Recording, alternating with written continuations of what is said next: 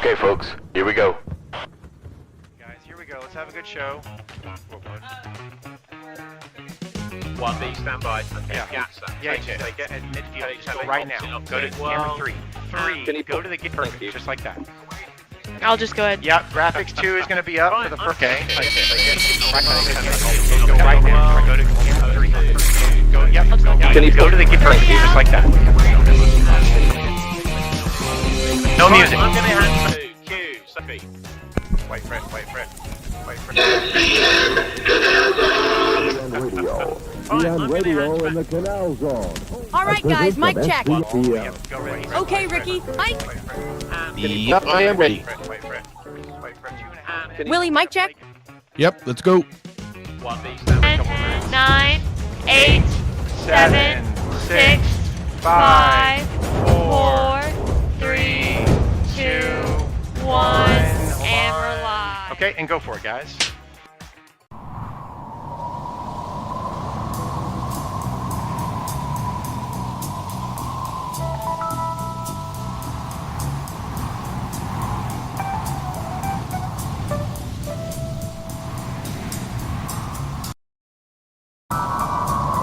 All right, here we go. We are now Hurricane Central here at Happy Hour at the Balboa Yacht Club. It's it seems like it's become the norm now. We go through quite a few of these hurricanes and having these post-hurricane shows. But anyhow, it's Friday, October 11th, here at Happy Hour at the Balboa Yacht Club, 8 p.m. Ricky, how's it going, man? Long time no see. Yeah, long time no see. I missed last week. Had some personal things to take care of, and it feels like it's been a year, Willie. It has. But nonetheless, to get us stuff started, once again, guys, everybody out there, Willie and I, both born and raised in the Canal Zone. You know, our parents worked for the Canal Zone government. Our fathers were police there in the Canal Zone government. And in Panama, Willie and I both card-carrying members of the Panama Canal Society.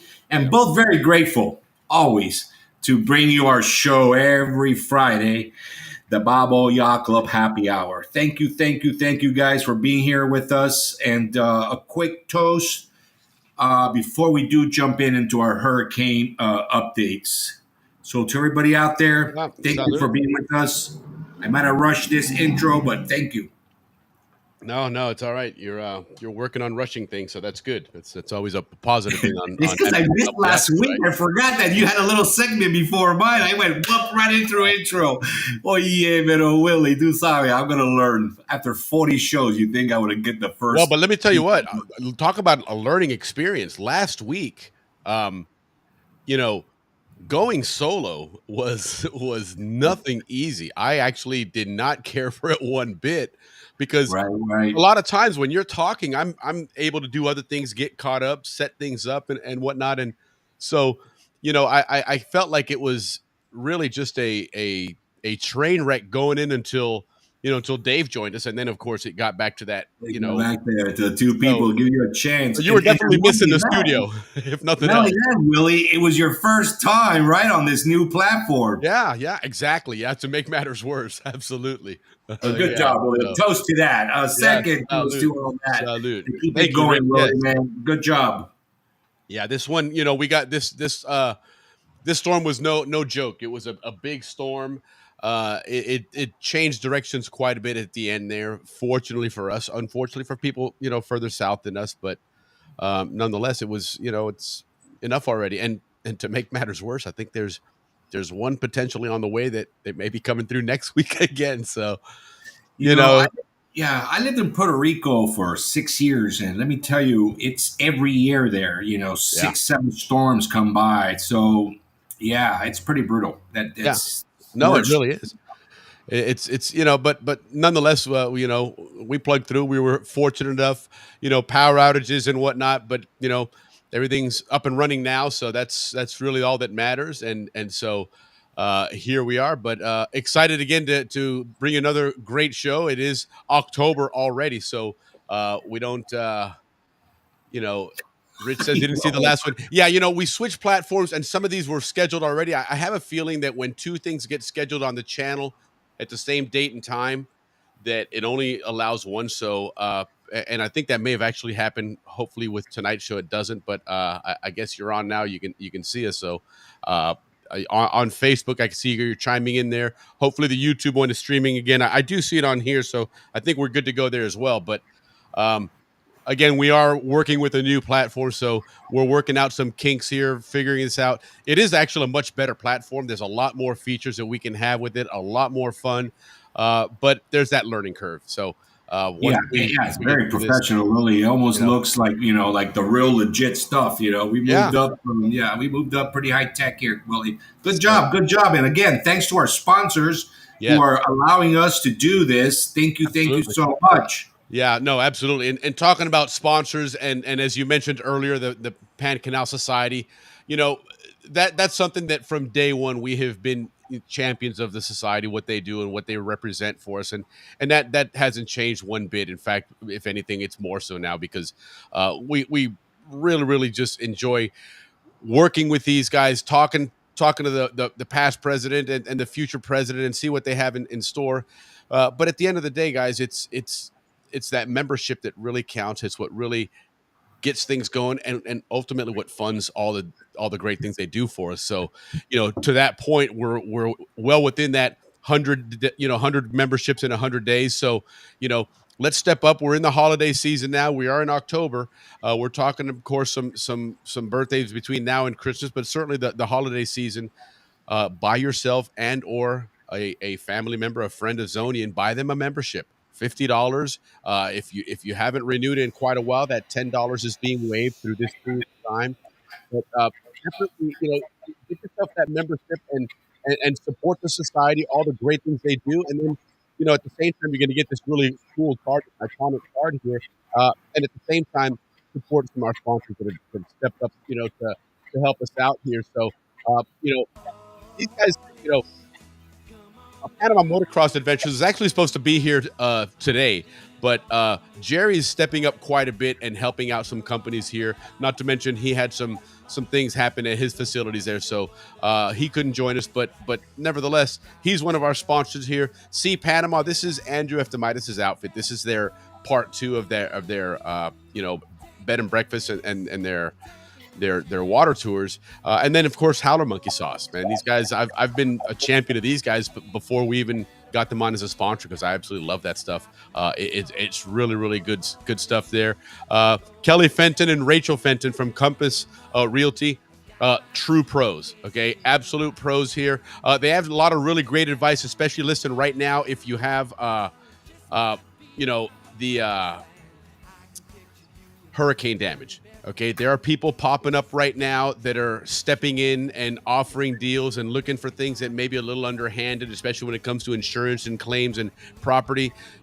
Give these ladies a call, reach out to them, go and find them online. Compass Realty, Kelly Fenton, Rachel Fenton. Get some advice from them before you move into something that could wind up costing you a lot. If you're looking to relocate to Panama, get a hold of them. They've got quite a few connections down in Panama and get you in the right place, whether you want to be out in the beach, you want to be in Boquete in the Volcan, you want to be in Balboa in the zone, the old zone. Reach out to them. They'll take care of you there as well. And again, very grateful that they're one of our sponsors. So they'll take really good care of you when it comes to anything realty. Al Sprague, I don't need to say it, I can't say enough about this guy. They've been with us since day one. Some iconic artwork that they have available. Not to mention they have it on, a lot of their towels, sashes, tumblers, a lot of great items, tote bags. So you can really showcase that art that is so iconic and so representative of Panama and the zone. So definitely some great Christmas shopping. You go to PanamaArt.com and pick yourself up some Al Sprague, either some originals or some of these other items that have those original paintings on them. And then, of course, Zonian Life, Bruce Bateman's outfit. These guys have been around for a long time.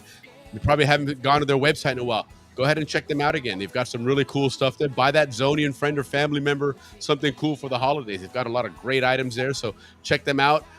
If you're looking for solar, remember that Beacon Solar, Larry Cicero's outfit, will be here in Florida, hopefully sooner than later. But anywhere else in the country, reach out to these guys because if nothing else, it's got some great advice and they can certainly set you straight on anything solar energy wise.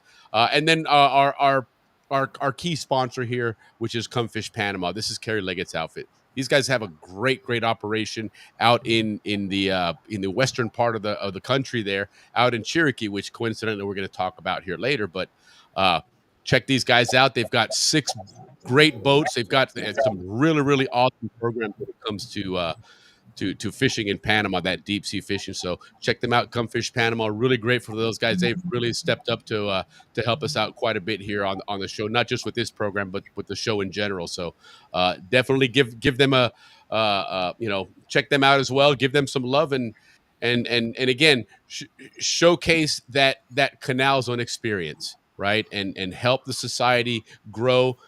We know on Facebook there's probably 5,000 or 6,000 members on the Facebook page. That's what Bill McLaughlin mentioned, but there's only 2,000 that are actually members of the society, paid members. So step up and help these guys out. Help keep these awesome reunions going. These the Canal record going. All these awesome things that these guys take care of for us. So, but definitely step up with those guys and see what they got going on. So, but Ricky, last week we have to do this, and it was going to be done as part of last week, and I'm going to do it separately only because it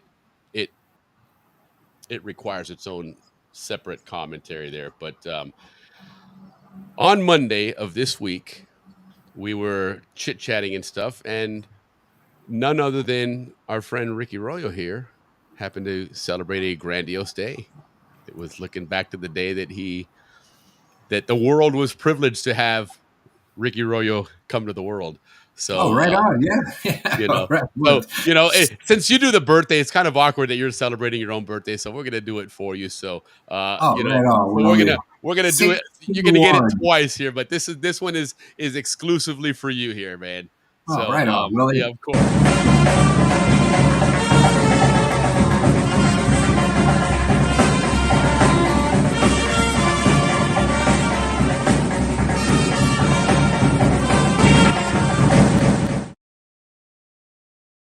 That's all you there, Ricky. Happy birthday. Well, thank you. I do appreciate that. I'll tell you what, 60 was really hard on me. 61, very good. I mean, I'm back to, okay, cool. Let's take this on this next phase of our lives. But yeah, 60 was a little rough. Wow. 61, I kind of woke up with a good attitude to take this on, this new, this new phase in our lives, Sure. This new adventure. Yeah. Did you ever think back that at 61 you'd be on a podcast? No. All your Zodian friends, right? If you recall, 61 seemed like they're, grandfather, right, and then some, right? I still feel young. I still feel with a lot of energy. Still a lot of life to go. Yeah. A lot of life to go. A lot of podcasts to go, and a lot of reporting on our beautiful Canal Zone and our Canal Zone history.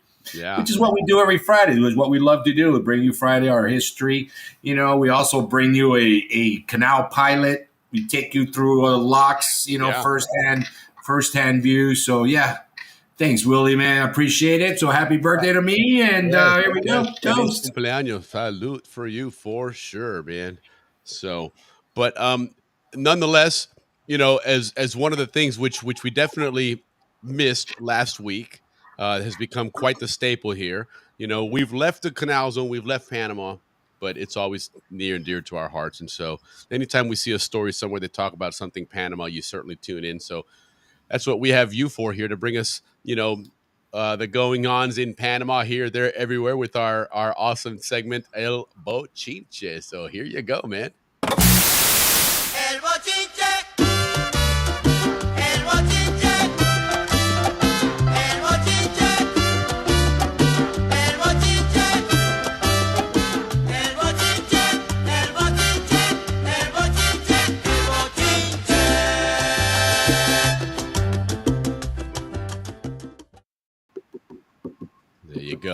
There you go. Oh, right on, everybody. Welcome back to our Bochinche segment. Willie, one of the things that we're going to start with this Bochinche is, the big Bochinche about our podcast is that one of the number one shows, we did the analytics on it recently, and over 2,000 people watched that podcast. Yeah. So yeah, those are some really, really good numbers, and that was for our coaches. So the Canal Zone seems to be, they love history. Anything history they love, they seem to, search that. So, right on to our coaches, and which brings me to one of the big stars of that night, Coach Bales. Yeah. So the Zonian paparazzi out there let me know that Coach Bales recently was spotted in Arkansas, Okay. specifically at the Crystal Bridges Museum of American Art, where he hung out in Bentonville. Did I say that right? Bentonville, Arkansas. Home of With Walmart. Is that what that is? Yeah, with my Bentonville, Arkansas. That's where neighbor Walmart is. Jesse Harp and his beautiful wife Lynn. So Coach Bales was spotted there. But right afterwards, our paparazzi caught up with him again in Fayetteville, Arkansas, this time at the Graduate Hotel for a Zonian wedding. And one of the people, the same Lynn and Jess were also there, as well as a bunch of other Zonians. But one of our very special sponsor was also there, Cassie Sprague, who Oh, nice. was also spotted at the wedding. And our coach, our wonderful coach who brought to our podcast 2,000 plus viewers. We thank you a lot for Well, that. it's funny about that. You mentioned those two. Coach Bales went to the University of Tennessee. He's a volunteer. And Tennessee played Arkansas last week. And Cassie's a huge, huge Razorback fan. And the Razorbacks pulled the upset off on Tennessee. Oh, right Who was on. playing really good football, was ranked really high. So she got the one up on that one on Coach Bales and the volunteers there. So Well, I'm sure she let him have it at the wedding in Fayetteville, Arkansas. No doubt. Yeah. Also, another thing I want to mention in our Bochinche segment is on my birthday, bad things normally happen. If you think about what happened a year ago, it's a lot of stuff always happens in October. And something that you probably will bring up tonight, too, that happened in October is the good stuff is that the cruise ship season started in Panama. Yes, it did. So that's from October through May. Over 227 ships have now registered to dock in one of the two Very ports, the one in Cologne or the one in at the Causeway. Yeah. So you guys are going to be having a ton of ships coming through, and you'll be able to sell to those people. Think about for sure. bring to the economy of Panama. 227 of these ships are going to be stopping. That would be a really fun way to do a canal transit, is on a balcony of a cruise ship. Yes, and we can actually ask a captain how that feels. Yeah. But some of the cruise lines that are coming through and stopping in Panama are people like Royal Caribbean, Holland America Group, Princess, Norwegian Cruise Line, Carnival. All the big names are now coming to Panama and doing their tours. And one of the reasons, too, right now why it's a lot of people coming is hurricane season. So they're kind of like coming around this way, staying away from the hurricanes. So Panama right now is having a big influx of of cruise ships, and which it brings a lot to our country. And then Shorty and Slim recently were spotted at Magoo's Taco doing a show for something that we have mentioned in the past. The inauguration of Ancon being the new corregimiento of Panama. Yeah, so they had a little party there for that, and well attended. And speaking of Magoo's, and speaking of our friends from Arkansas, a reporter from Arkansas, our paparazzi lets us know that Lynn and Jesse Harp and their entire family, grandkids and all, were also spotted at Magoo's, as well as in Santa Clara, El Valle, which they love hiking. And Farallon, I said that correct, where they did a lot of. Remember, you go there and do the horseback riding. Well, So they were also spotted there in Very nice. Panama. A lot of people are starting to come to Panama now, and Yeah. I got to give it to that Canal Zone reunion. They have a lot to do with sparking interest in people coming back to Panama.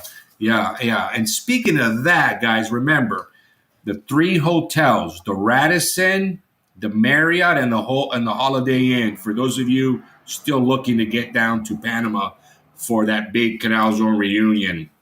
And those of you that live in Panama, don't forget the Jamboree, the Panazonian Jamboree, which is on the Saturday of that reunion week.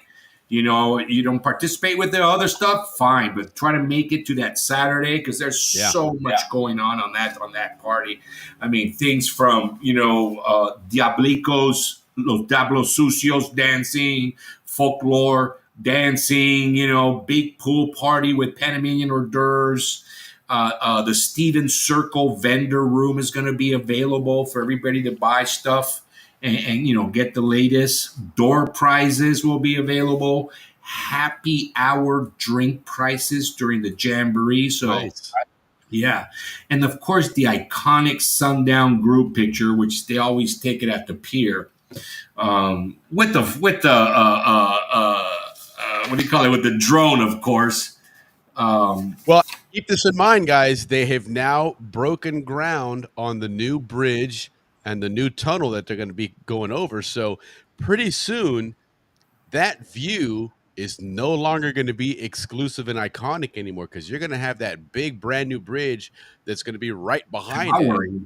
Yeah. So, if you haven't signed up for this one, you maybe still should, and certainly for next year in class of 86, be ready for next year to do it. But after that, you may have a different view with that and not a not so iconic view when you have this other big, because they're going to go all out on that bridge. It's going to be very, very, very fancy and just a really, really nice bridge. And it's going to tower over the other one, which is right. So, in my opinion, there's like a purposeful. Yeah. So at some point there, that picture will be missed without having that other, as people will refer to that other gaudy bridge behind the Bridge of the Americas. So just something to keep in mind. But a couple more years of that. And then speaking of the Canal Zone, things that are transitioning in the Canal Zone, our famous and beloved Summit Gardens, the zoo. Well, our great mayor is going to invest a ton of money in it. Oh, very good. Yeah, so he's going to bring it up to high standards. He not that it wasn't there, but you know what I mean. It could use a little upgrading and updating. And he's teaming up with a zoo in Miami. Okay. Which is where our they have a Arpia eagle there, which is the national eagle of Panama. Okay. Sure. Yeah. So it's the one you go see, right? The Arpia eagle. But the mayor found that eagle was actually born in Miami.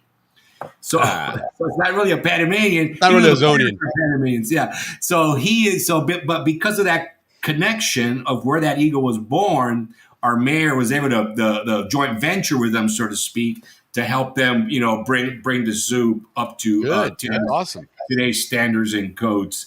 Another thing this mayor has done in Panama to cut out, the when you get pulled over, you pull out a 5, or in our case, we would pull out a bottle of rum or whatever, Well, now all the cops are carrying cameras. All the health inspectors are carrying cameras. All the fire department inspectors, so that you can't bribe them.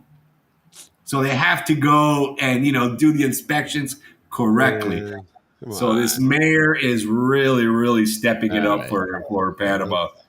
That one, I don't know, man. That might actually, backfire. I like it. I think it'll be a great idea because Listen, I was quite happy handing these guys a couple bucks, man, and be like, all right, tranquilo, papa, dale. But those days are over. Those days are over. I know, that's what I'm saying, man. Come on. There's no more of that, which is a good thing. And the last thing on our mayor before we move on is this guy, what he's doing, Willie, he's going to the worst neighborhood possible. Unfortunately, every big city has them. And he starts with them. He starts repairing the water system, the storm sewer system, the electrical poles. He brings in all the city inspectors, police, and city hall. and he goes to like that with like this big team, and he brings them into these poor section and just cleans up the place. Yeah, I've seen that. Yeah, like pretty okay, cool. now you guys can start over. With your lives. Don't mess it up again. Yeah, And this right. guy is getting it done. 100 days in, and he is also getting a lot of participation from the private sector. Yeah, Like they're donating pizza to all these workers and things like that. sure.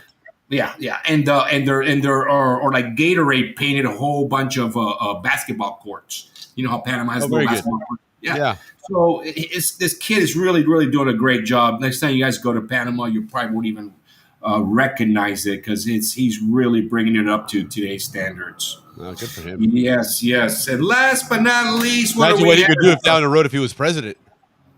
You know what? That's exactly where he's going, and then there's no, it's gonna be. I mean, but the truth is, though, Willie, there is several young guys that are really good politicians. There's another one named Juan Diego, and he is like Meyer, young, and he's brought together a coalition of independents. Okay. And, Cool. and yeah, and he's doing a good job. Is again anti-corruption. Change the old school for the new, Sure. representing the younger. So yeah, those two will probably battle it out, and there's like two more right behind them. Interesting. But yeah, so enough on the politics. But this last segment I kind of like Panama. Panama has been coming up on the soccer FIFA rankings, right? Yeah. Our team's getting better. Well, now we have a new goalie. And our new goalie is true Panamanian, and they actually wait till you see our new goalie. There he is. They call him Sunshine because he looks like sunshine, but he's a true Spanish-speaking Panamanian with the name of John Gunn, and that is our new goalie. I don't have the background to know if he's has any relations to the Canal Zone community, but he's well spoken, speaks perfect Spanish, and he's our new goalie. So cheers to our new goalie and to our national team and to their continued success in the FIFA rankings. Well, they got a good shot at this next World Cup. It's 2026 is around the corner, and they've expanded the format, so there's more teams coming in. And Panama right now is in a really good position. They've got a good team right now. U.S. has been faltering, but they brought in a really good new coach that's got a really good pedigree, coaching in England and France. So Mexico's the one that right now is the wild card. If they continue the way they're doing now, then actually Panama has a shot at taking second place in that group.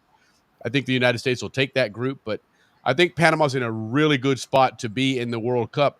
And for what it's worth, again, in 2026, the World Cup is in Mexico, U.S., and Canada. So great opportunity to get a lot of us Zonians here together and maybe to travel a couple of these cities and watch Panama play.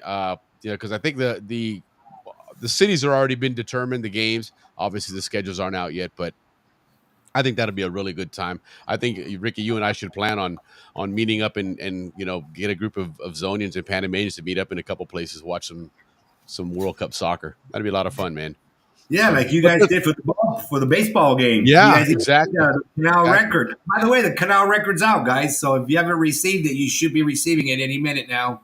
Yep, new president Carl Orvis is on the cover. Definitely check it out. A great interview there, and yeah, so good stuff there, man. That's really interesting about this goalie here.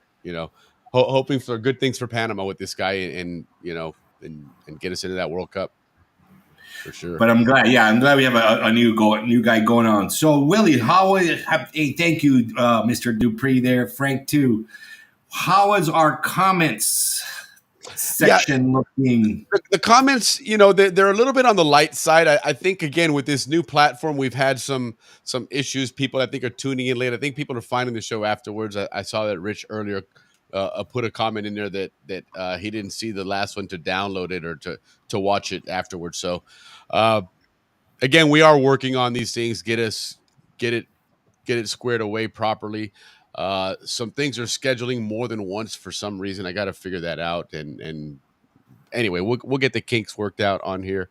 But nonetheless, we we continue forward. A lot of our audience watches the show after the fact, anyhow. So, like you said, we've got some shows where we've had 2,000 views, and we've certainly never had 2,000 people live on the show. But like, share, and subscribe to the channel, and make sure that you keep spreading the word so that let people know what we're doing here. And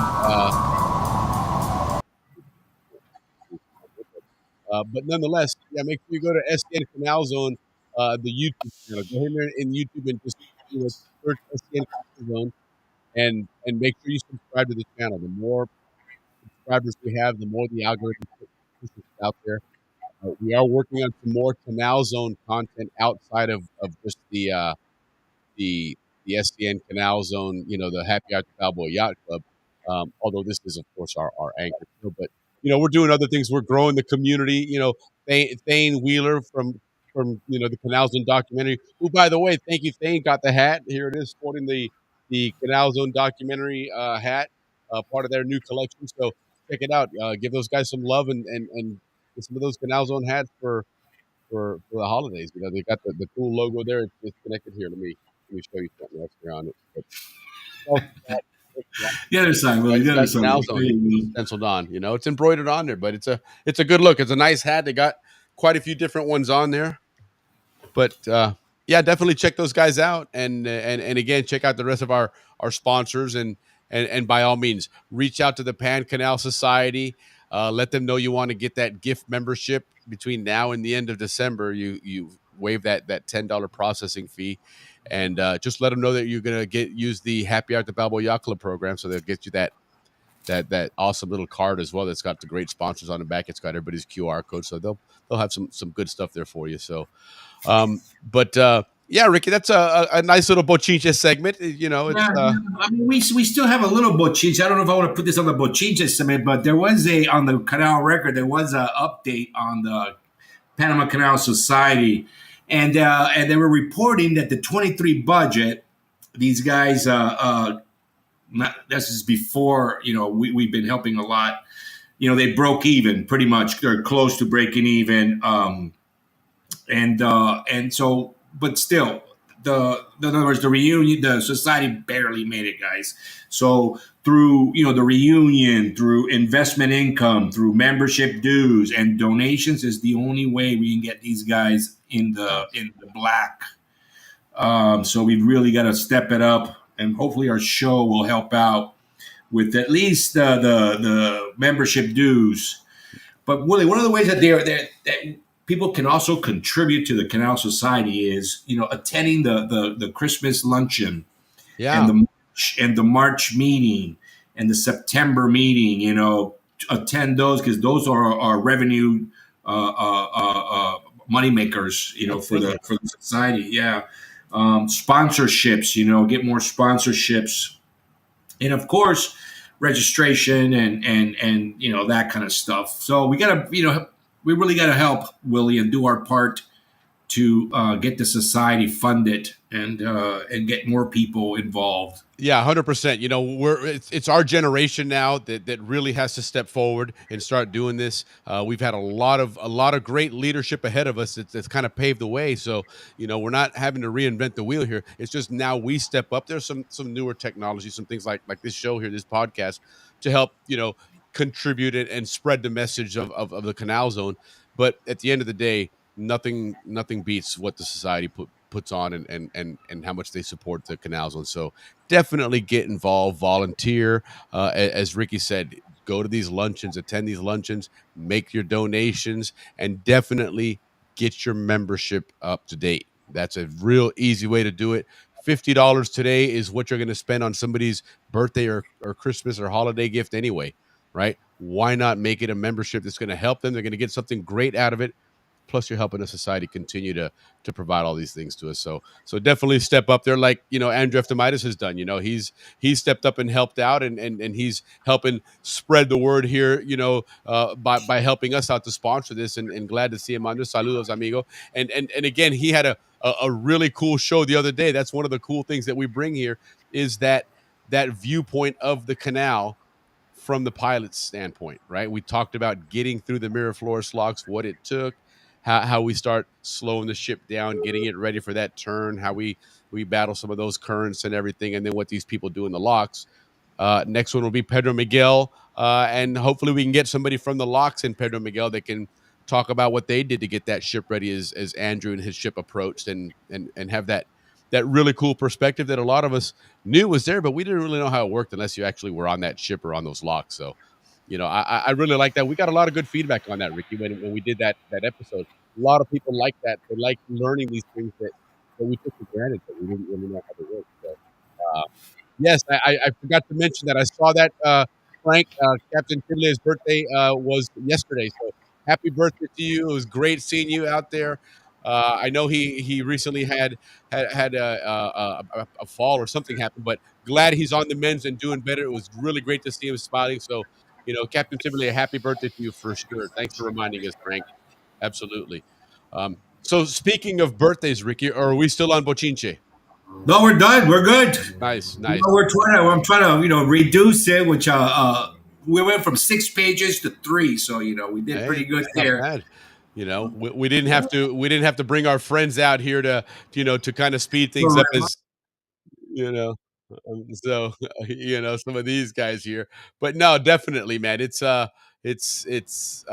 always fun to celebrate the birthdays there, and we had to preface it, of course, with celebrating our wonderful co-host here, Ricky, and his birthday. So happy birthday to you! But we have a long list of others as well. Yeah, I got a lot list. It's October, early October babies. We're all made with a lot of love, and I got a lot of great people from 81 to celebrate with. Starting with Tracy Ballant, que es either the wife or la novia de Mark Robinson. Tracy grew up with me from Quarry Heights. Happy birthday to her. Mark Bodden, October 7th, baby. Aaron Burge, October 8th. He was a leader in our class. Jerry, October 1st, as well as Dickie MacArthur, October 1st. We have Rafa, no, not Rafa, he's next week. Sybil Harley, October 2nd. Very, very dear friend.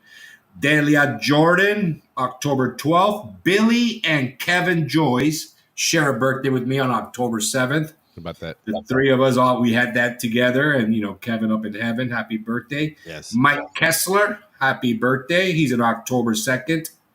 Mike and Tim Omar, these twins, happy birthday to them. As well as Maria del Pilar Suescom, Dr. Suescom's niece, I believe. Happy birthday to her from the 81 class.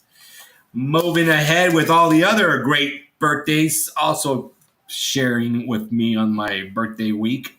Matt Sweeney, Lori Snow, happy birthday to Lori. Steve McReynolds, one of your guys' very, very good friends, yours and Roby. Mary Beth Bowerman. All the way from Down Under. Down Under, I was going to say, she comes on the show a lot. Charlie Giovelli, October 7th as well. Robert Vose, Rich Marol. His dad must be the architect, Marol in Panama. Cindy Ortiz, happy birthday to her. Jeanette Hinkle. Ted Coffer from the other side. This guy, the guy that needs a little street cred over there. Yeah. That's it, right? I gotta call him. I meant to call him. He called me the other day. I didn't get to it. I'll call you back, Ted. Sorry about that. All right, Ted. We'll get back to you. Tony Tibillier. We always got the Frenchies in our birthday celebrations. Yeah, that one's that Frank just mentioned. Captain Tibillier. Yeah. Oh, okay. Jenny Ibarra. She always comes on. Happy birthday to her. Yeah. Cynthia Sanders. Suzanne Clipper. Is that Lance's wife? Sister. Yep. Okay, right on, Suzanne. Happy birthday. Maddie Smith, who's actually a canal captain as well. I think she's your age because that's a good friend of Roby. Yep. Happy birthday to her. Sean Bolton. Yep. And last but not least, Essie Leos. Happy birthday to everybody that shared a birthday with me. Yeah, we were all made with a lot of love. Yeah, so let's go one more time and celebrate in the most Panamanian.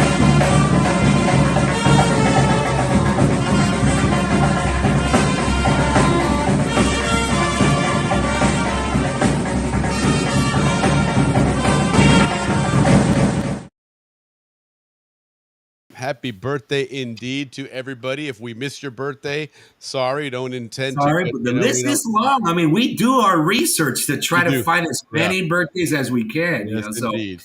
and those lists are getting good. So, right on, everybody. Happy birthday and another toast for that. Yeah, absolutely. Salute. And there's one you can add for next week, Mr. Posada or Miss Posada. I'm not sure which one, pardon me, but next week on the 19th, 65 at Canal Zone PTY. Oh, there you go. Right on. Yes, Canal Zone PTY.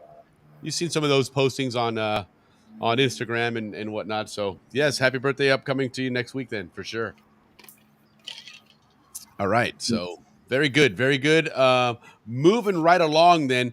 And again, we're kind of ad-libbing, still learning this system here. In addition to that, because of things going on here currently with the hurricane and actually because Jerry Curtis is helping out with some other people down here and you know, giving his some of his whatever. Anyway, he's helping out, so they couldn't make it tonight for the show. So, you know, Ricky and I are flying solo again and kind of, you know, last minute pivot here, a little audible there, you know, talking about football season. But which, by the way, I know that Ricky, you're not a big college football fan, but you know, a lot of college football upsets this last week. You know, it's going to be interesting to see what happens tomorrow, man. But a lot of big teams got knocked off, including, like we talked about, Arkansas and Tennessee. So Alabama got beat. I saw that was a big one by Vanderbilt, was it? Vanderbilt, yeah. You know, and Vanderbilt's always, you know, one of those teams. They're in the SEC, but they're always on you know, the bottom end of that, you know, and they usually get kicked around. So that was a really, really big deal for them. I even saw, you know, they're in Nashville where, you know, the Volunteers are in Knoxville.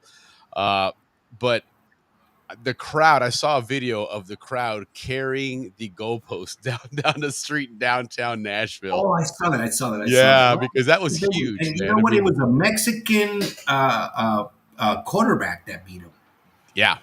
And listen, if you watch the game, Vandy could do no wrong. That guy played a great game. Their offense was just clicking every time they touched the ball. They gained yards. It was, you know, as an Alabama fan, it was frustrating to watch. As a neutral, you probably got to watch a good game. If you don't like Alabama, you certainly enjoyed it because it was, you know, Alabama's usually one of the. They were ranked number one. Yeah. Well, what else do we got, Mr. Willie? Are we going to do the Panamanian segment tonight? Yeah, let's do that. Let's switch gears here and talk a little bit. You know, one of the things that we do is, if we've talked before, you know, our audience is continuing to grow and we're starting to get more of a Panama flavor, you know, not necessarily to the show itself, but we're starting to add some more content there that kind of, you know, diversify things a little bit. Some people are tuning in that aren't necessarily from the zone, but enjoy the show. They talk about a lot of the history that we bring back. And so that's one of the things that we do here. So tonight, actually, the October 11th is a very historical day in Panama,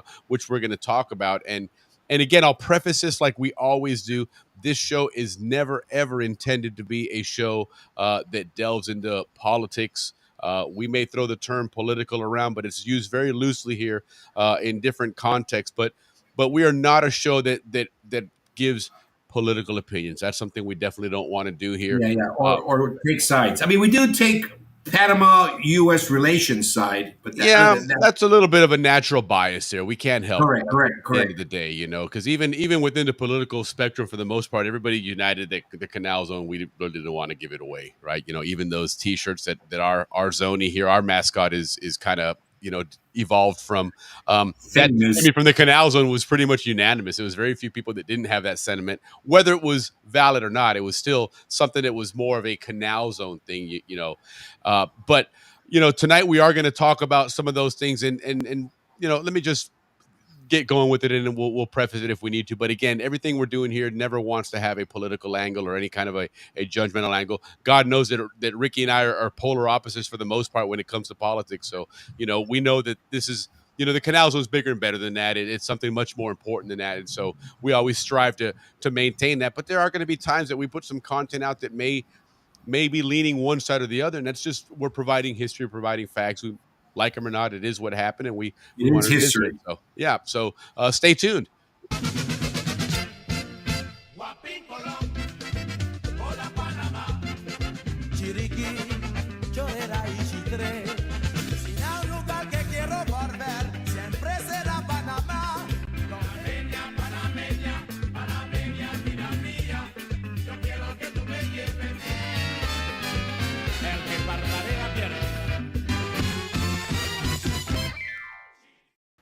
So this is our little segment here where we learn about Panama. And check this out. One of the things that we figured out here, and let me see why this isn't playing like it was queued up to play.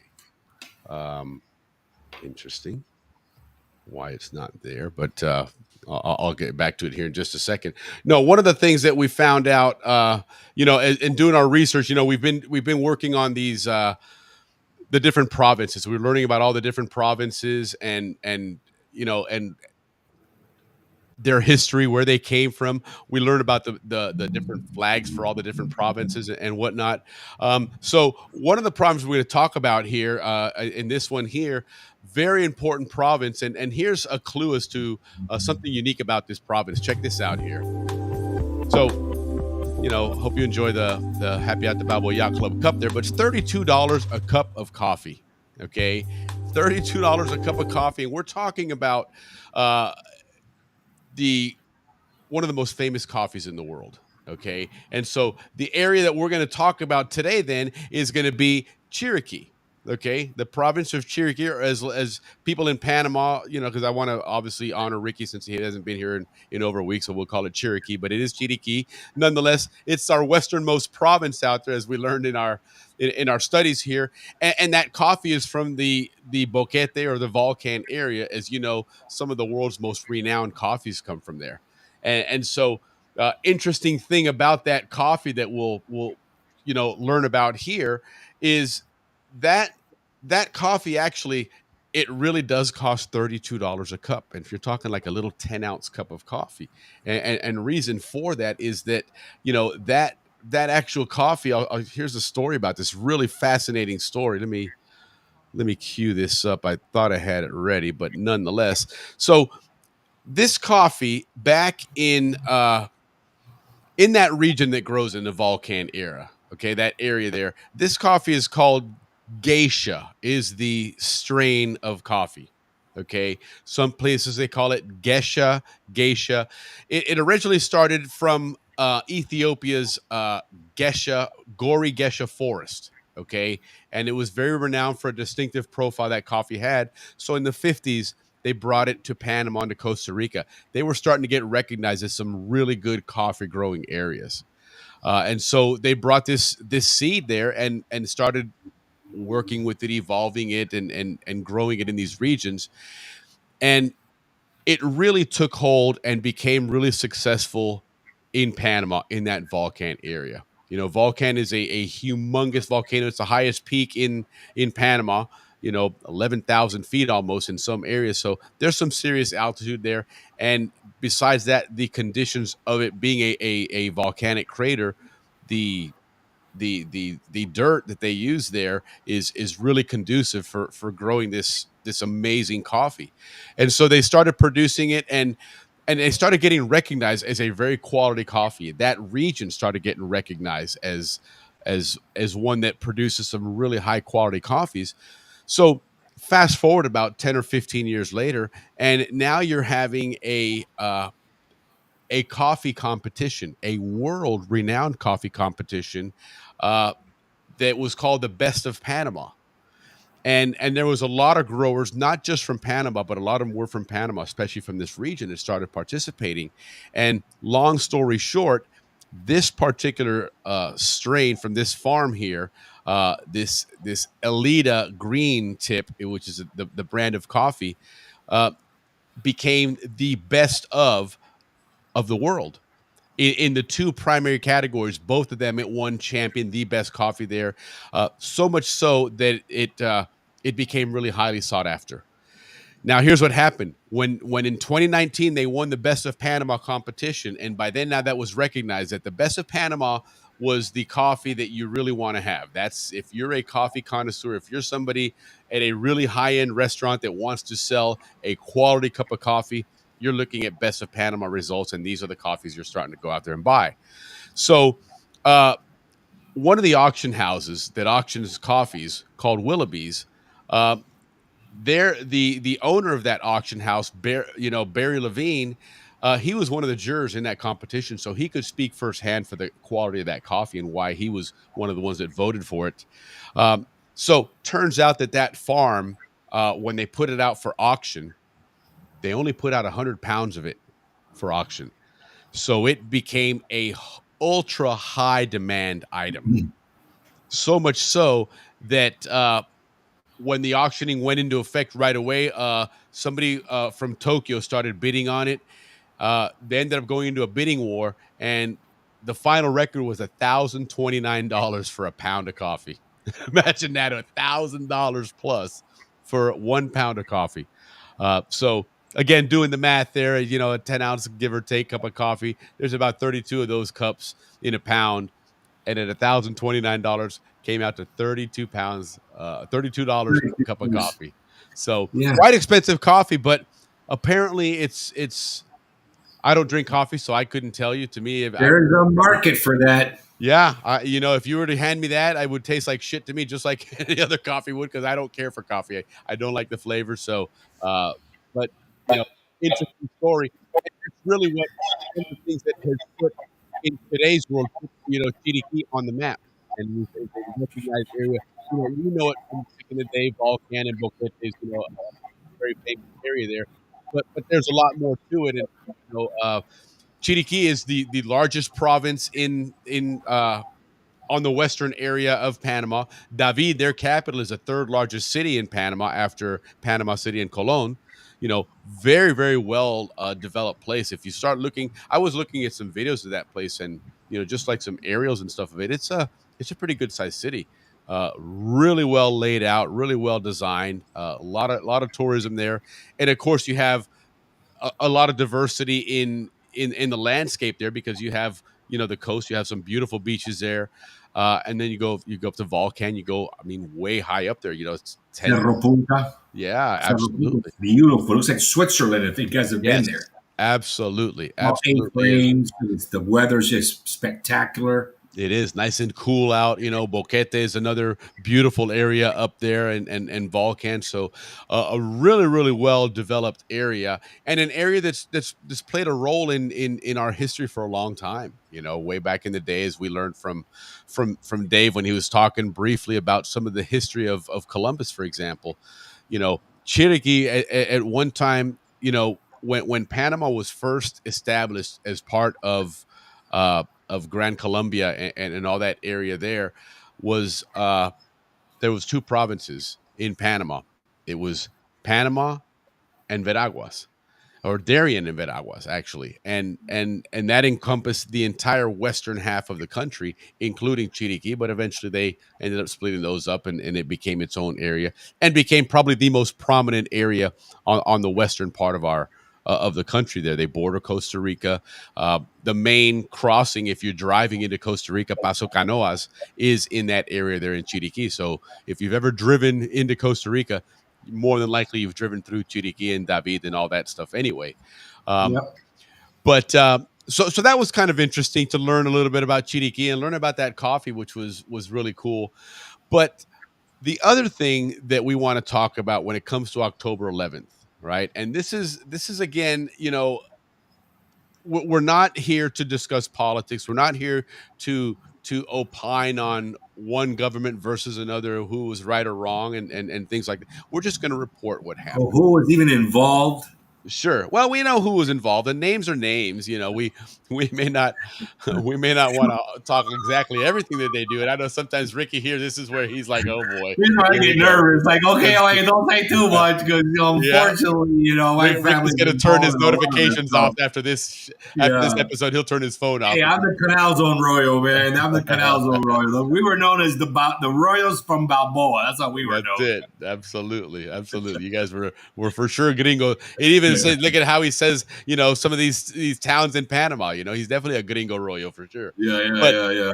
Anyhow, so October 11th, back in 1968, was the date that the president Arnulfo Arias was overthrown.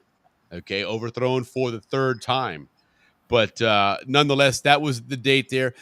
These are things that were in the works for a while. It wasn't something new there, but it was of his three presidential bids. This was by far the shortest term. Okay, he was overthrown in 1941. He had been in office for about 9 months. The National Police had deposed him when he was in Cuba on an overseas visit or out of country visit. And that was the first one. Again, like most Latin American countries, uh, these things were I wouldn't say common, but they weren't uncommon either. Where they governments oftentimes change hands. In fact, it happens in a lot of places in the world. That where you don't have that constant peaceful transition. So, nonetheless, 1941, he was overthrown. Back in the presidency 10 years later, 1951, second term.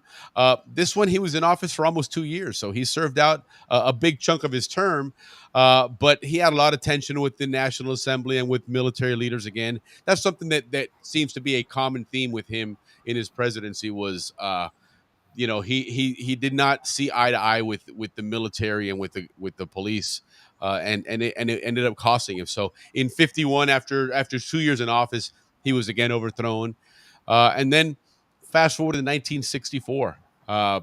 He ran in 64.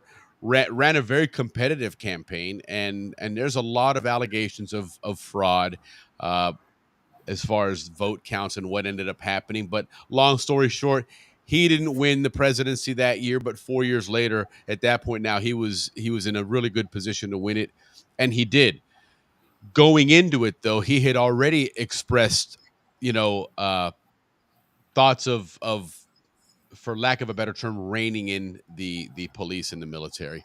He felt that they were becoming too powerful. They were getting involved in a lot of things, and so that was one of his platforms. It was a contested election, but nonetheless, he did win.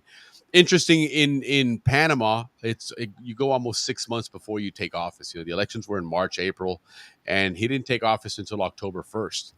And as we just mentioned, he was overthrown October 11th. So this was a very short reign. It was all of 10 or 11 days.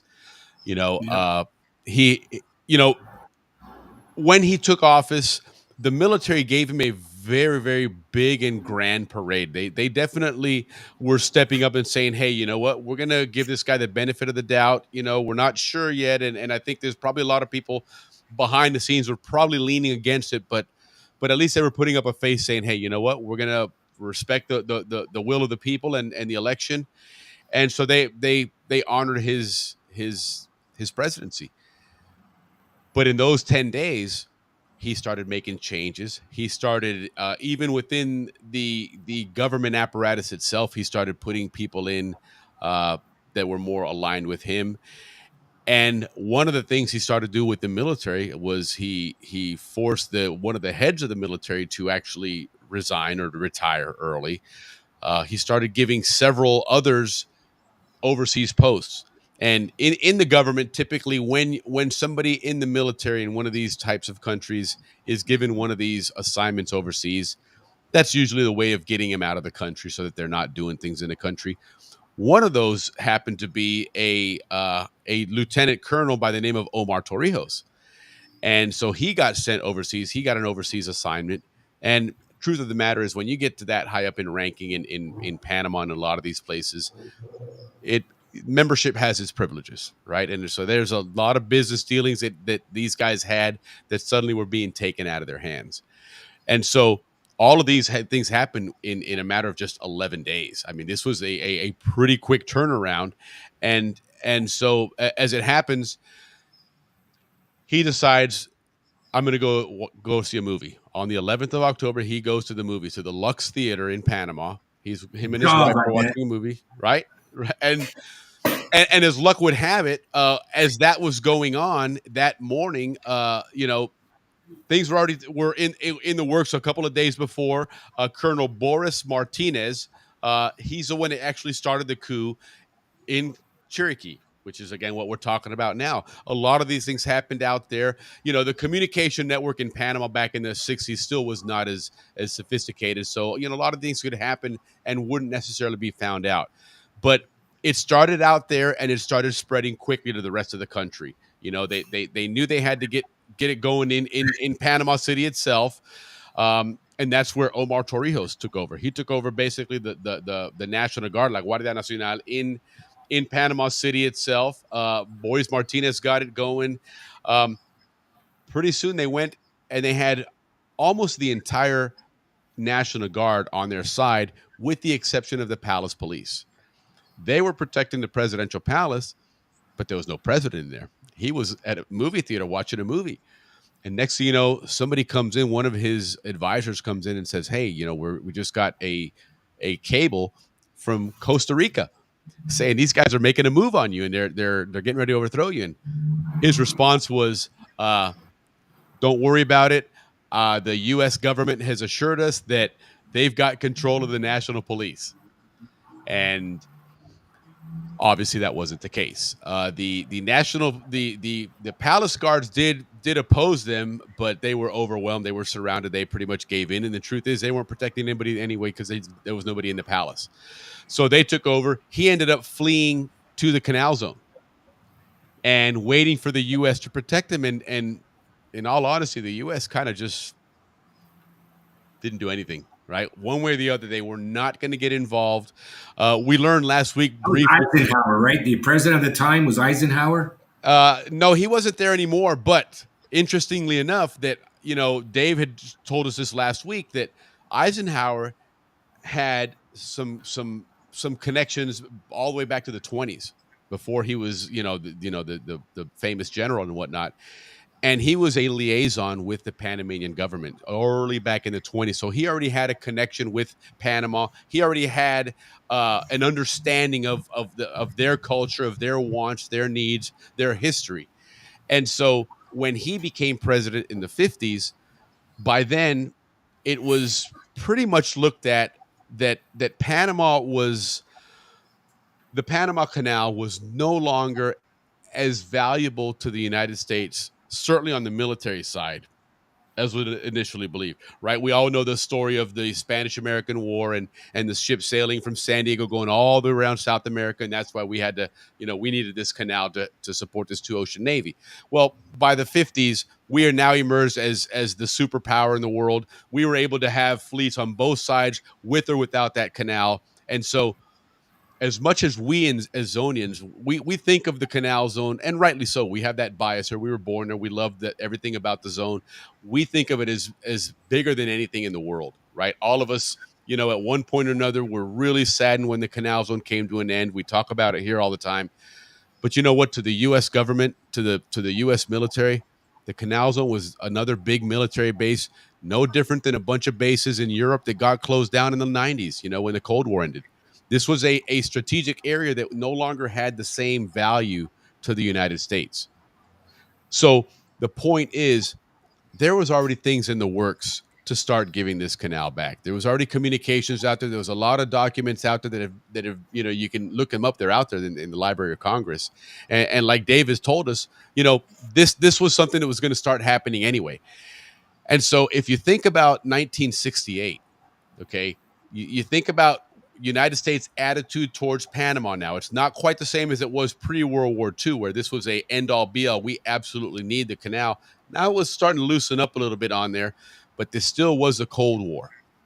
And the main objective of the Cold War was always to keep as many countries on your side and against the Soviet Union.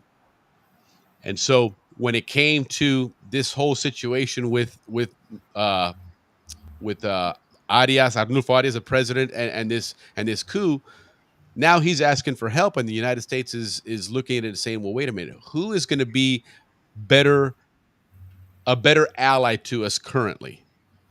And again, I'm saying this, from what I've read and I've done a lot of research on this, and there may be some opinions one way or the other on this, but a lot of people in the United States do believe that Arnulfo Arias was not going to be the best friend of the United States. And so when it came to this situation, the U.S. very passively sat back and just watched him and then encouraged him to go to Miami when the junta took over and said, hey, you know what? We're now taking over. By 4 p.m. that afternoon, it was pretty obvious that the United States was not going to move to support Arias. The Panamanian group, this junta that had taken over, they had shut down the radio stations. They had closed all but one newspaper. They even shut down the universities, right? Because we saw, remember back in the day, you used to see all the big demonstrations. They all typically, started with the University of Panama, Instituto, these places. There was a lot of a lot of activism in those places. So they shut those down immediately. They secured all the barracks. Again, Torrijos took command. Boris Martinez eventually took control in Cherokee, and they consolidated. And so, unfortunately, after 11 days in office, Arnulfo Arias was no longer president for the third time. You know, he did try and run again in the 80s. Unfortunately, there was But he that. did win, and then they stole that election from him. Absolutely. And unfortunately, before anything could ever be taken care of, he passed away. You know, this guy had a long history in Panama, and certainly at that point he was, he was quite elderly and whatnot. But interestingly enough, after this overthrow, uh, there was a bit of a guerrilla war. Very brief, but there was a guerrilla war in Panama. And In Cherokee, right? it was in some places in Cherokee. Some of it was in Panama. Some of it actually was more on the eastern side, getting towards Darien. Not that far there, but and there was actually a lot of Paraguayan citizens that were joining this militia, and they were helping train these guys and whatnot. The reason it never really came to fruition, it never really grew into something strong, was there were certain groups and certain union groups, that the sindicatos, that these guys relied on, that they were hoping would join the cause and really help spread this. And these guys said, absolutely not. We are not going to get involved in a guerrilla war with the United States this close by with all these bases, because they knew that the last thing the United States wanted during the Cold War was a guerrilla war that was then supported by the Soviet Union and the leftists there, that could really, cause a lot of havoc to the canal zone. Going on at the time, Willie. That was kind of like what was happening All with over Central America. Central America, yeah. Absolutely. But they knew that the United States was very opposed to these things, and they sure as hell were not going to let it happen in their backyard. So they could never get the support to get one started. The few that did get involved were all captured. Some were tried and imprisoned. Some were killed. Some have never been found, which you have to assume they were probably killed as well. But this was the beginning of 20 plus years of military rule in Panama that ultimately came to an end in 1989 in December with the invasion, just cause and whatnot, and certainly from where the original junta, and then fast forward a little bit, which we'll cover here in December in a couple of months, with Torrijos actually being deposed again briefly, and then coming back into power, which is an interesting story. Through Cherokee as Through well. Cherokee, So exactly. like in the middle of all these political things Yes, happening. yes. Cherokee, quite- that's what he came through. And then For Noriega was like the guy in charge Yes, he of was. that district. Played a big role in helping He Torrijos lived an come back in. incredible time through Panama and It all that was. history. It's a fascinating history for sure. And again, not siding one way or the other, just stating the facts that this is what happened. But this did lead to that eventual military rule for a long time. And then, of course, the Canal Treaties, which, again, a lot of people will tell you, including Dave, our historian, non-historian, that this was in the works through Eisenhower in the 50s. And therefore, we knew that Torrijos was eventually going to get to this point, because he very much was a nationalist, and he really wanted that canal back. So the U.S. knew that was going to happen, and I think they were okay with it, in all honesty. Maybe not, but I think that was honestly the case here. So just some interesting things about that October 11th, which, again, big turning point in Panama. You did not see even our history, even the Canal Zone history. Well, we lived through all of that. Okay, I mean, I was born in '67, so I was born a year before all this happened, and I lived that entire period up until 1989. Lived in Panama, so I was right next door to that. I mean, listen, I remember working for Copa Airlines during Noriega's regime. During the las caravanas, right? The caravans, the protest caravans going through the city. And I remember coming home from Tocumen. We were in the Copa van. The Copa Airlines had a van that would bring us. And I forget where we were. It was near Parque Urraca, in that area there. And we're at a traffic light, and you see one of these caravans coming by. And it must have been, 50, 80, 100 cars in it, all lined up. They all had the white handkerchiefs out the window and all that crap. And if you remember the police that they had, the riot police, whatever you want to call it, they were called the Dobermans, right? The Dobermans, yeah. Well, they had a couple of those trucks sitting at this intersection, and this caravan is going through, and they're all driving, and the last car in the caravan, the light turns red, y como un ahuevao, he stops. Stop. They opened the door and threw a can of tear gas in there, and it's like a clown car, man. About half a dozen people come running out of the car. They just beat the hell out of them, throw them in the truck, and off they go. We're all thinking, man, what a bunch of dumbasses. How'd you stop, But man? still, those were tough days, tough times They too. were. There were some ugly times in Panama's history, but this is kind of where some of that started, right? There's a lot of things that people will argue that this group did, and eventually Torrijos became the face of that party and created that PRD, which hadn't happened in October 11th, by the way. The PRD wasn't around just yet. It was in its early stages. They were talking about it, but those are the first utterings of the word revolution, right? And PRD stands for El Partido Revolucionario Democrático, right? So there was a revolutionary party that basically said, hey, the status quo, the way things have been done in Panama all these years, where the U.S. basically gave these guys this country, in essence, there was a lot of that colonialism talk and all that. This is where it started. This is that October 11th era when things changed, you know, for for a lot of Panamanians. I mean, their world flip flopped. There was a lot of people that had been the elite power in that country had suddenly had their power completely taken away, right? And a lot of these elites suddenly found themselves exiled in Miami, in Argentina, in Europe, and a lot of the military now became the new power brokers, and this went on for many years. So interesting part of our history, of our Zonian history and Panama history, that started with el golpe de estado, as they used to call it, the overthrow of Arnulfo Arias. And so here we are here now, Good October history, 11th. though. Good to share with all our viewers. It's Yeah, good to know. I mean, because we've all heard about it, but Willie, you did good research and informed pretty good. Appreciate that. yeah, no, All the absolutely. viewers got some history there. Good job, Willie. Yeah, no, and we got some more chats in here, some comments there. We're a little slow to Link respond, Willie. guys.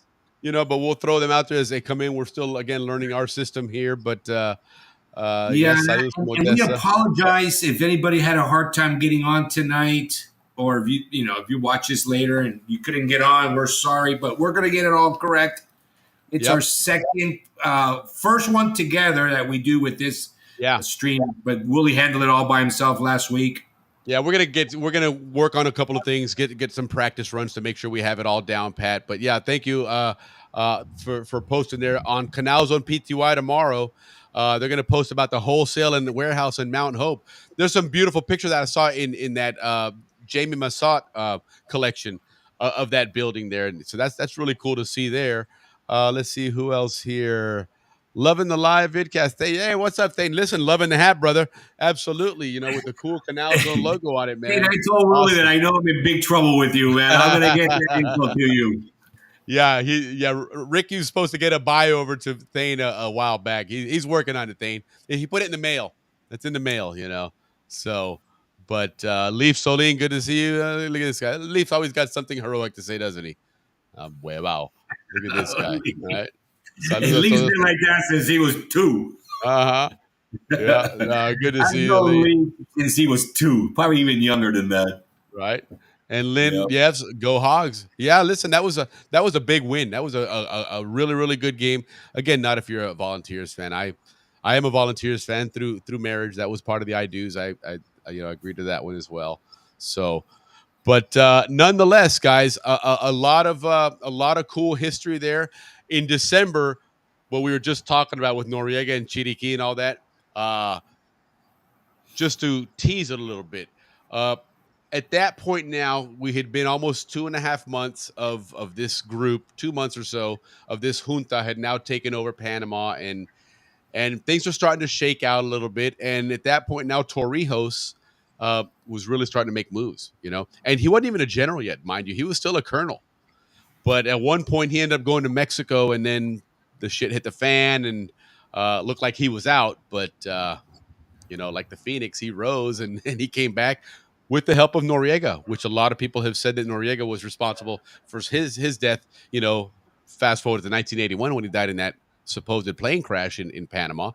But just interesting that this guy helped him regain his power, and then later on, supposedly, there was that other power struggle there. So, but that was some interesting history there of that region, and again how Cherokee does play a big role and very prominent in Panamanian history. You know, some of the city of David was founded in I think 1536. So you know, there's a lot of history there for sure, and that's always been a big part of Panama. And they seem like they've always, even though they're kind of far away, they wield a lot of power over there, and they do a lot of things. It's funny. In Panama, they consider themselves a separate country, a separate republic. They They call do. it La República de Chiriquí. Yeah, yeah, they're So very they've very got proud kind of that area. pride. Yeah, they Yeah. got that kind of pride. Yeah. No, it really is true. You know, it's interesting, and that's something cool that we're learning here, and we're going to learn more about it. Is that history of Panama as well, right? There's a lot of great history there. You know, the whole gold and the riches that we acquired in South America, that the Spaniards acquired back in the 1500s, all of that really originated from Panama, right? Those expeditions to conquer that area, Pizarro and all those guys, they started all those in Panama. Panama City at that Yeah, time. but there they branched out, Yeah. and then all the gold came back to Panama, and then from Panama they would ship it For out. sure. You know, if you And that's recall where the history, Henry Morgan had different ideas about that gold. yeah, no, for sure. And you know, here's the thing about that was, you know, back in the day when these guys first started discovering the Americas, okay, late 1400s, early 1500s, Portugal was a strong seafaring power. Uh, they started getting a lot of the islands around that area, the Canary Islands, the Azores, and Spain went to war with them to capture some of those islands, and they were ended up being defeated. And they ended up suing for peace. They negotiated. They came to an agreement that everything south of I forget what the longitude, latitude line, whatever it was, but from there south on the Atlantic, Spanish could not explore. Okay. The Mediterranean going east, all that was already covered. So the only thing they had left was to go west into the Caribbean, the West Indies at that time, which they still didn't know that it was in Asia, right? So they thought, hey, we're going to find a route that way. So that's what they wound up exploring, and eventually Panama became probably the richest city in the Americas when they finally discovered it. And Panama City, the Balboa, got to the Pacific, and so it was, it started growing in prominence. And they started hearing rumors that down south there was that South American continent, and there was a lot of gold there. So all of that exploring did start with Panama. It came to be from Panama, and so again, Chiriquí and all these other provinces played a major role in that for sure. So hey, Jill, good to see you in your car charging, connected. Right on. Hey, we watch it the way we can, right? Well, we were ready in case a storm hit to broadcast from the phone, and we've had to do that. We ended up doing that from the reunion when the Wi-Fi connection wasn't working too well there at the bar. So we'll definitely make it happen one way or the other, and Yeah, who we're knows? scrappers. We'll make We it happen. are, we are. Who knows, man? Next week we might have another storm coming through. So if that's the case, who knows what we'll end up doing here? But nonetheless, we're going to continue to learn some of this really, really cool history of Panama and see it growing. I finally heard back from Tommy Morris, Panama Railroad. So he apologized. He's been really busy, and I get it. He's, among other things, he's also working with these guys for the Canal Zone reunion. But He's a top gonna, executive there too. yeah. So he's going to come on though and help us do a Panama Railroad show, which should be a lot of fun. That should be exciting to do. And who knows, we got to work something out, Ricky, where you and I are able to get down there for one of these, and maybe go down there spend a few days and do a lot of interviewing. Go visit the Casco Viejo, the museum, do the railroad thing. The museum for sure. I'd like to bring them into the fold because we don't really hear much about the Canal Zone Museum. No, not the one down there. Museum. Correct.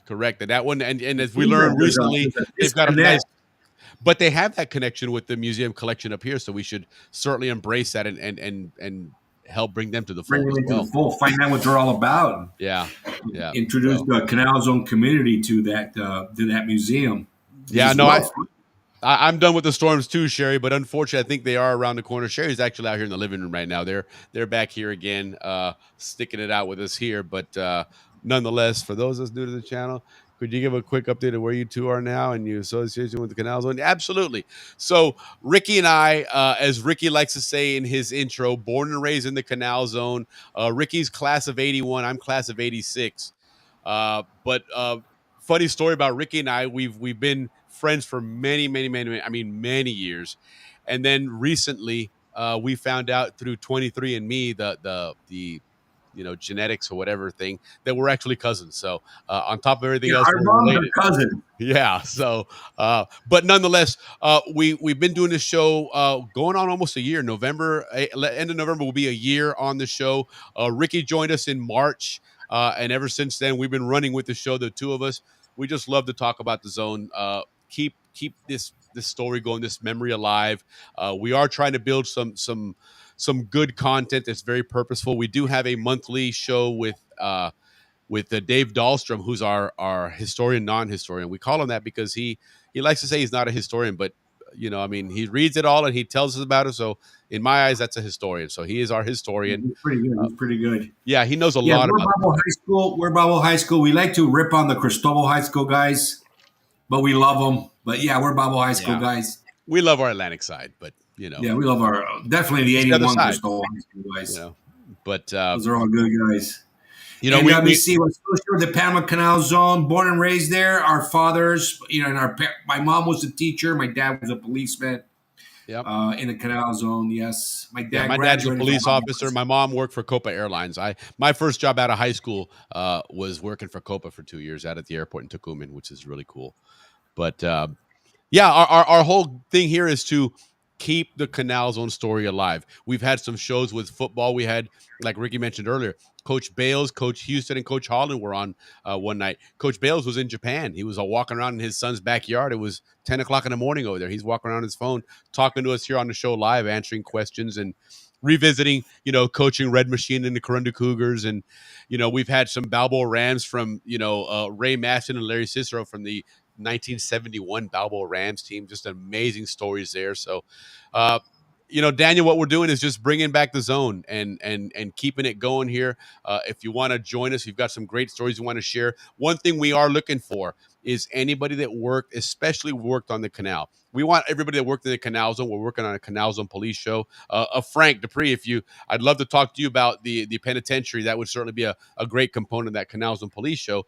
But, we want to talk to the folks that worked on the locks, folks that worked on the railroad, folks that worked in housing. And, Jim Bradley has reached out to us, talk about, his work with the electric division. He helped. He was, a really central figure in that new wing at Gorgas Hospital. And he helped, put together all the electrical there, which obviously is, hospitals have quite an extensive electric network and communication network as, the way they're set up. So all of these things are what we want this show to be about, is the history of the Canal Zone, bringing it back, reliving it with you guys, and having some good laughs. It is Happy Hour at the Balboa Yacht Club. We are a fun-based show here. We do certainly, toast quite a bit, but we also want to bring some history, want to bring some fun. We celebrate birthdays. We celebrate all those kind of fun things. And certainly if you have any ideas and something you think might be fun for the show, bring it up. We want to have you guys on. So, nonetheless, guys, yes, thank you, Jill. Subscribe. That's absolutely right. Like and subscribe to the channel, okay? One of the things we want to do to grow this channel is get it on YouTube as much as possible. So if you subscribe, we hit certain numbers, that algorithm starts feeding this out to more people. We found a lot of people that aren't on social media, but a lot of Zonians that, pretty much everybody watches YouTube at one point or another. So if they jump on YouTube and suddenly an ad pops up, or a recommendation to watch the show, they'll start joining us. But that's going to happen if more people are subscribing to the show. So definitely hit that subscribe button, hit the share button, and share with all your friends. And yeah, man, let's have some awesome Canal Zone fun. That's what this is all about for sure. But we don't have. Yeah, next week tentatively. We'll have Jerry Curtis on. Yeah, we had his partner Abdiel from Panama from the motocross on last night. Him and I and Ricky were chatting about what they do. It's really awesome. They got quite a program there. It's not just your hardcore motocross riders. They've got something for everybody out there available. So we're going to learn a lot about that. Hopefully next week, fingers crossed. Depending again on how things turn out over the next few days. We do have. Yeah, well, and the storms and what Jerry's doing already for cleanup here in Tampa, which him and his company are already helping out and stepping up like a good Zonian should do is give back. But we're also working on a Kiwanis Colts reunion show. I know that sounds kind of strange for us Zonians, but listen, that was a big part of our growing up in sports. In the fall season, if you were a kid playing football, you thought Kiwani Colts, man, for sure. Even if you were on one of those lesser teams like the Albrook Jets, the Clayton Cowboys, those other teams, but even those guys and the Rams, we certainly always thought about the Kiwanis. So we've got a cool group that we've got going there that's going to have a fun conversation, learn what football was like, for the Panamanians. They embraced it, they ran with it, and they still have some really good football leagues down there going strong today. So Going strong today. The Kiwanis are still around 50 years later. So it'd be great to have them on. And yeah, of course, we're in football season now. Exactly. So I know that start bringing in the football guys back. Yeah, we've got an Albrook Jets group that we've already talked to before that are going to join us here shortly. So stay tuned for that. Anybody out there listening, Clayton Cowboys, let's start getting a group of those guys together too, so we can start having some conversations there and take advantage of the football season. It's in the air, everybody's watching it, so why not kick off some football with a cool Canal Zone football conversation on Friday nights, right? So.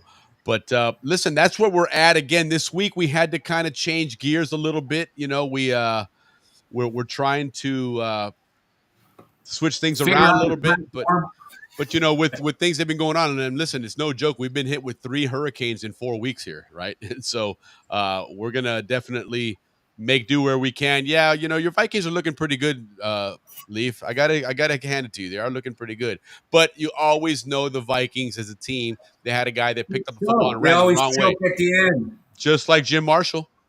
Picked up that fumble and ran all the way down the end and threw the ball out of the end zone, touchdown, and ended up being a touchback for the other team or safety or something. So, that's the Vikings for you there. But now, I'm just giving you a hard time, Leaf. I know you're a loyal Vikings fan. Friday nights, yeah, we do have to do a Friday Night Lights show. Absolutely. I have a T-shirt I made a couple years ago that has a night backdrop of Balboa Stadium, and I guess it was like a muddy, rainy game or something. But yeah, it was, man. Friday nights. Listen, football season in the zone Friday nights was awesome. Okay, it was a great time. Saturdays, forget about it. Saturdays from 4:00 in the afternoon till 9:00 at night. Everybody was at Balboa Stadium, at Cristobal Stadium, at Albrook Jets, at Clayton, watching some Little League football. And it was some damn good football at that, So looking forward to getting some of those going, and nonetheless, keep revisiting the Canal Zone. Remember, guys. Call the society, get your membership renewed. Make sure that you let them know that you want to take advantage of that Happy Hour at the Balboa Yacht Club program, so that you take advantage of the really cool collector's card there. Support your sponsors. Let's make that a really, really awesome thing. 100 memberships in 100 days. Okay, so we have until the end of December to do that. Get your own membership. You're going to renew it anyway. Go ahead and do it through this program so we can hit those numbers. Remember, the Governor's Club is 5 years. $250. You get 5 of these cards, I guess. Give them out to family, whatever you want to do with them. But, nonetheless, let's keep supporting this cause. Get that membership going. Let's not let this quietly fizzle away, okay? We're still way too Zonian strong for this. We're a good 30, 40 years away from where that's going to be an issue. And then, so let's step up here. Class of 86, step up. Class of 81, step up. But, again, let's figure out what we're going to do, for next week. Stay tuned. We may be working on having these guys from the motocross show. A couple other things in mind. The Canal Zone Police show. We're still working on that one. A lot of good stuff there. Frank Dupree, like I said, if you want to join us and talk about the penitentiary, that was obviously a big component of the Canal Zone Police. We'd love to have that story in there as well. So, but stay tuned for that, guys. Thane, let me see what you got here. Thane is mentioning, por favor, put it in the show notes. Yep, definitely. And listen, guys, we're working on building a big community here with Thane, myself. Bruce Bateman's going to help out. He's got a big database of Zonians as well. We're going to grow this Zonian community in one place that everybody stays in touch. Help that Zonian documentary, when Thane gets going on it, help that to become a really, really cool story. I've got some other canals and construction videos that I'm working on. Stay tuned for those. But again, guys, thanks for joining us. Appreciate you guys spending time with us on the weekends, and look forward to next week, whichever way we go with this show. But Ricky, man, get us out of here, man.